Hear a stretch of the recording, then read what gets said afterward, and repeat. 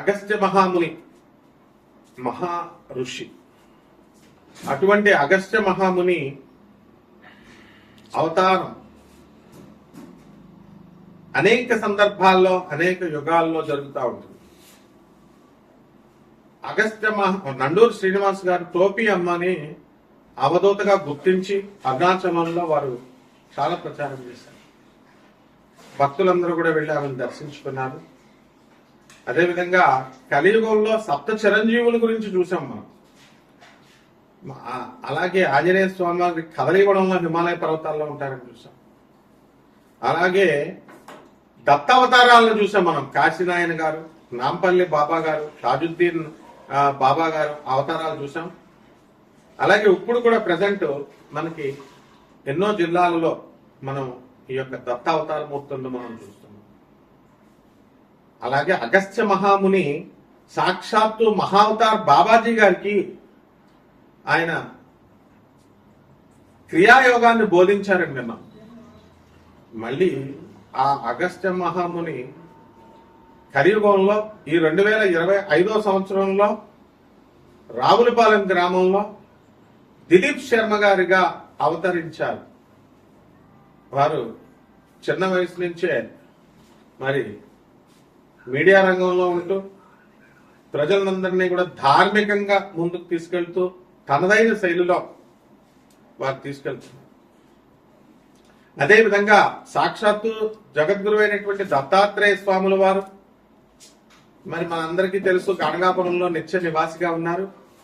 వారు కలియుగంలో బిహెచ్ఎల్లో గురునాథ శర్మ గారిగా కటిక బ్రహ్మచారి అవతారంలో ఇప్పటికి కూడా ఇంకా పెళ్లి చేసుకోలేదు ఆయన. ఆ అవతారమూర్తి దత్తావతారమూర్తిగా వెలిశారు. ఇలా ఎంతో మంది మహానుభావులు ఉంటారు. అటువంటి గురుమూర్తుల పాదాలకు నమస్కారం చేస్తూ మనం ఇప్పుడు శుక్రమూఢం నడుస్తుంది. ఈ శుక్రుడు మంచిగా ఉంటే ఏమిటి, అస్తంగత్వం పొందితే ఏమిటి, మూఢాల్లో శుక్రుడి యొక్క ప్రవర్తన ఎలా ఉంటుంది, వాళ్ళు ఇచ్చేటటువంటి రిజల్ట్ ఎలా ఉంటుందో మనం తెలుసుకుందాం. మనకి 11 డిసెంబర్ 2025 సంవత్సరం నుంచి ఇంకా నవంబర్ అని కొంతమంది చెప్తున్నారు. మొత్తం మీద రవి 14వ తేదీ తర్వాత ప్రతి నెల మారతాడని మనకు తెలుసు. 2025 సంవత్సరం ప్రస్తుతం 14 తర్వాత మకర సంక్రాంతికి 14 జనవరికి మనకి 2026 సంవత్సరంలో మకర రాశి ప్రవేశం చేస్తాడు. అలాగే 14 డిసెంబర్కి ధనుసు రాశి ప్రవేశం చేస్తాడు. అంటే ప్రస్తుతం మనకి రవి ఎక్కడున్నాడంటే మనకి వృశ్చిక రాశిలో ఉన్నాడు. కుజ, బుధ, శుక్రులు ముగ్గురు కూడా మనకి వృశ్చిక రాశిలో ఉన్నారు. దానివల్ల మనకి ఏం జరిగిందండి అంటే మనకి అస్తంగత్వ దోషం పట్టింది శుక్రుడికి. అస్తంగత్వ దోషం శుక్ర మూఢమి అంటాం. రవి శుక్రుడితో కలిస్తే మూఢమి, శుక్రమూఢమి. శుక్రుడు మూఢవులోకి వెళ్తే మనకు ఇవ్వాల్సినటువంటి భౌతిక సుఖాలన్నీ కూడా మనం కోల్పోతాం.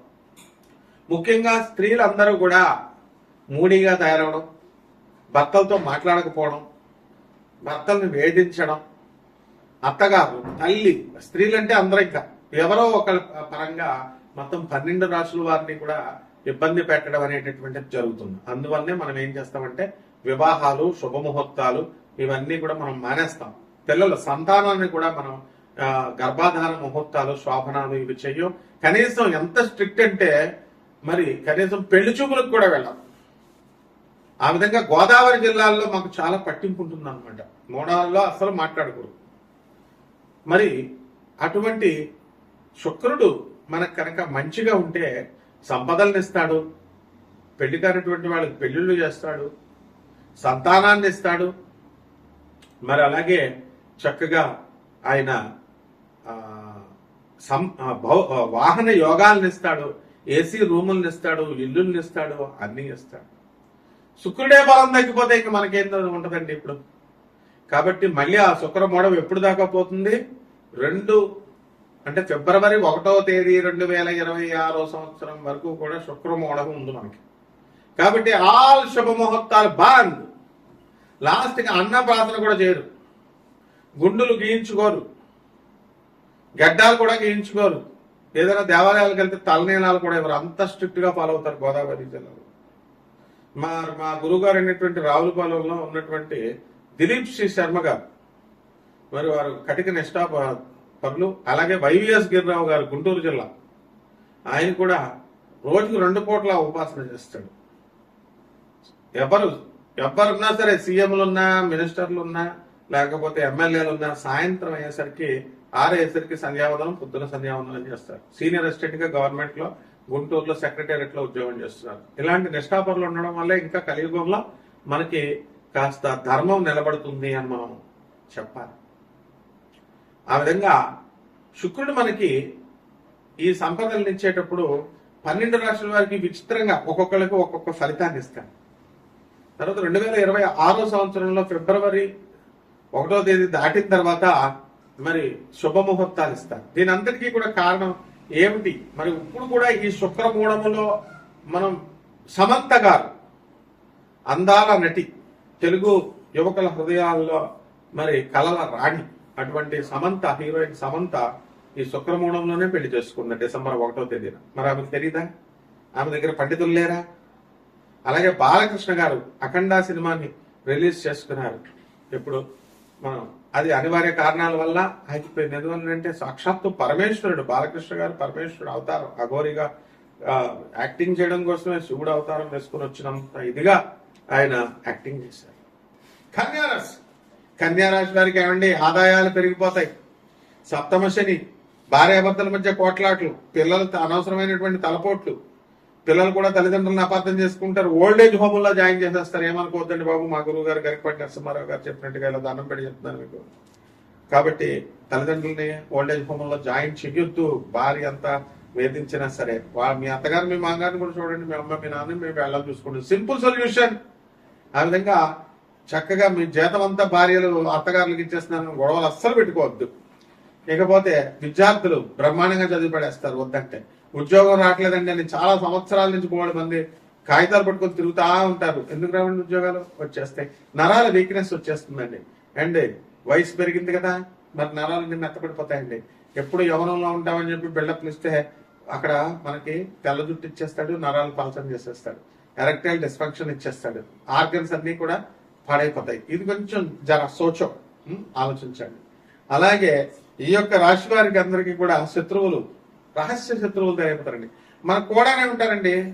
మనకు కూడానే ఉంటూ మనకి వేదాలండి, వేదాలు ఫ్రీగా బోధిస్తుంటే వేదాలు అధర్మ వేద పండితుడు అని చెప్పుకుంటున్నాడు. ఇదిగో మీరు ఎవరిని అడిగితే అంటే ఎవడరా అడిగేది, తోలు తీస్తాను కొడకల్లరా అని సమాధానం మనం వాళ్ళకి చెప్పాలన్నమాట. అప్పుడు నోరు మూసుకుంటారు.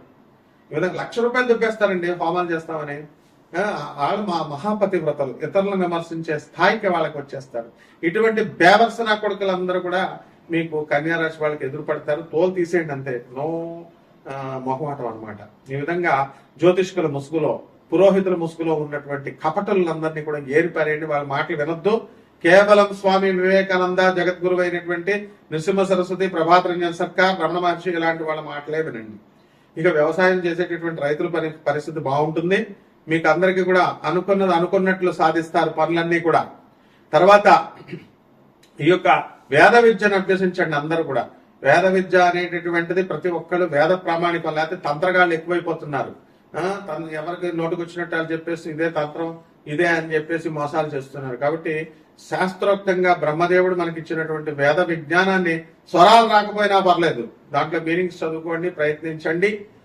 తర్వాత ఈ యొక్క కన్యారాశి వాళ్ళందరూ కూడా దేవాలయాలు మూర్ఖంగా వెళ్ళొద్దు, చాదస్తంగా వెళ్ళొద్దు. దేవుడి మీద శరణు వేడండి, ఇంట్లో ఉండి శరణు వేడొచ్చు.